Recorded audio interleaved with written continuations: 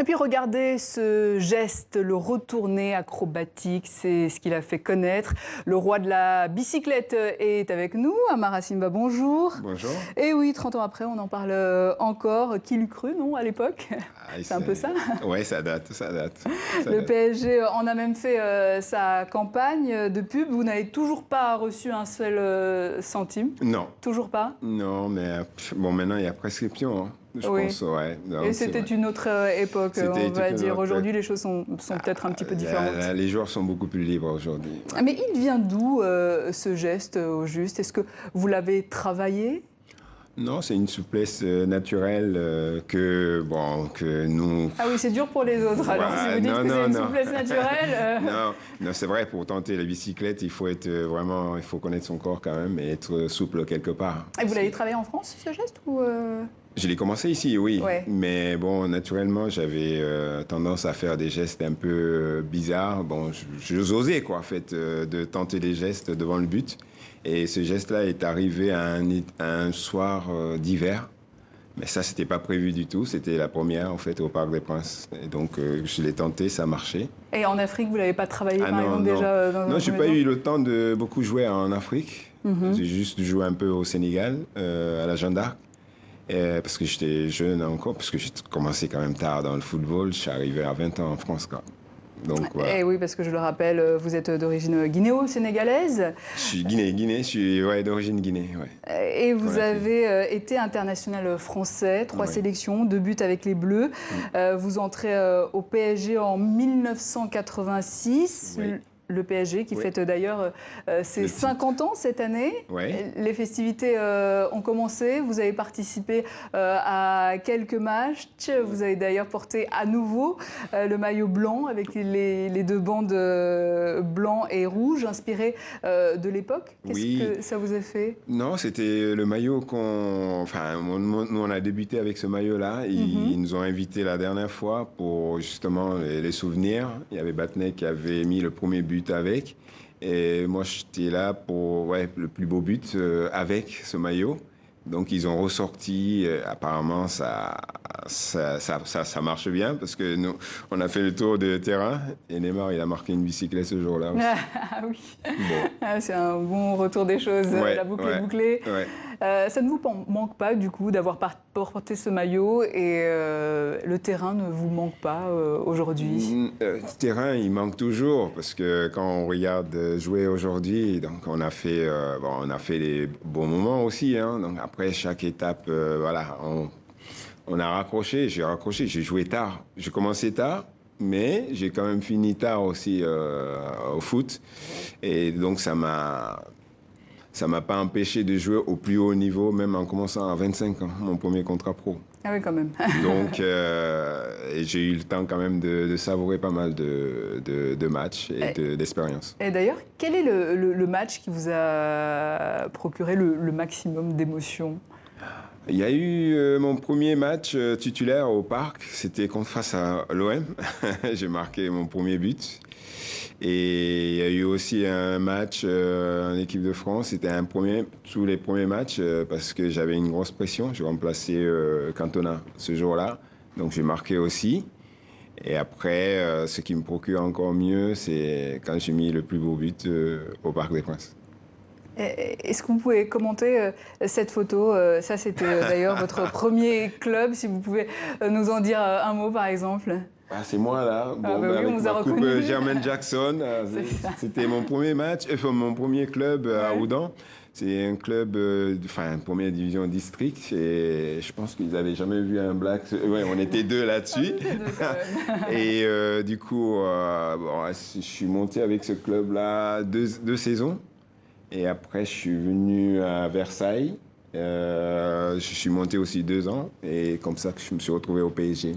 Mais c'est vraiment mon premier club où j'ai commencé à jouer en France, quoi. Et comme tout le monde, il y a eu la reconversion. Vous, Oui. ça a été en 2007. Vous êtes devenu ambassadeur du PSG en Afrique. Votre rôle, détecter de jeunes joueurs africains. Quelles sont vos plus belles découvertes?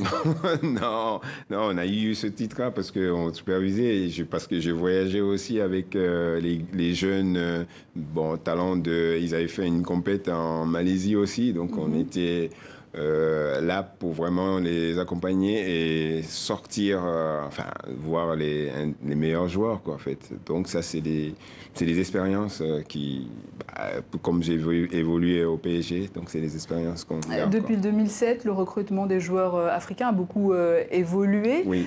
Quel est le constat aujourd'hui? Non, le football africain, il évolue en lui-même parce que là, on a des joueurs qui évoluent dans des plus grands clubs européens. Non seulement ils évoluent dans le plus grand club européen, mais ils s'affichent aussi, quoi. Donc ça, c'est un progrès énorme. Même quand ils sortent, on les repère aussi vite de l'autre côté du continent. Et il y a aussi le fait qu'il y a beaucoup d'Européens qui viennent entraîner aussi en Afrique. Donc le football lui-même évolue aussi dans ce sens-là.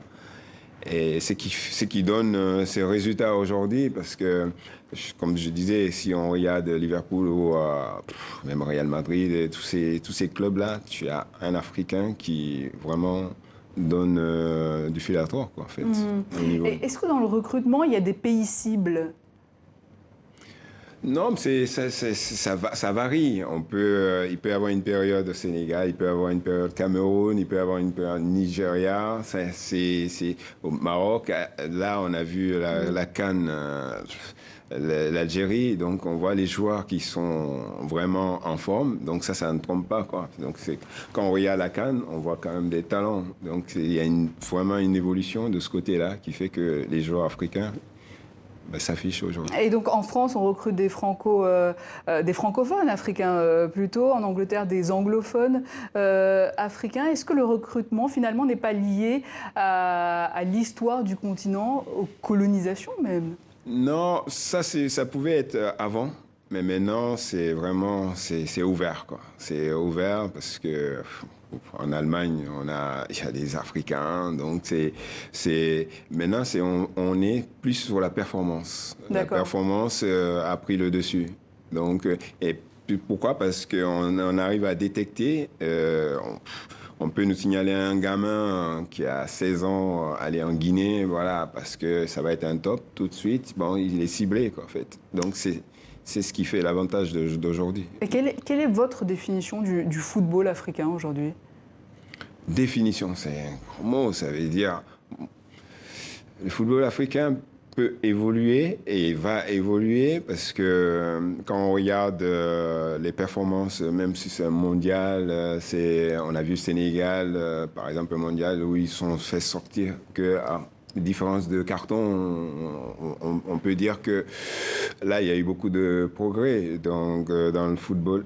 Et le football africain va progresser parce que sur le terrain, et là, il y a du travail. Et c'est pour ça qu'on ne trouve plus des petites équipes, quoi, en fait. Voilà, on voit qu'il y a des petites équipes qui sortent, c'est leur première CAN, et ils arrivent à faire une différence en compétition. Aujourd'hui, Amara Simba, retour au monde amateur. Vous êtes directeur sportif au club des Petits Anges de Paris. D'autres projets peut-être à venir? Oui, ouais, j'étais aux Petits Anges, donc là, je l'ai arrêté parce que j'ai commencé amateur et après, donc je suis revenu les voir. C'est du travail, c'est du travail. Mais là, après, j'ai mis des stages à mon nom, du côté de Bordeaux, là-bas, les domaines du Sceau du Loup. Donc ça, c'est des stages pour les gamins de 6 à 14 ans. Si vous aviez un petit conseil à donner pour bien réussir une bicyclette, ce serait quoi aux petits gamins Surtout, il ne faut pas le tenter n'importe où. Et il faut le tenter pas sur le dur.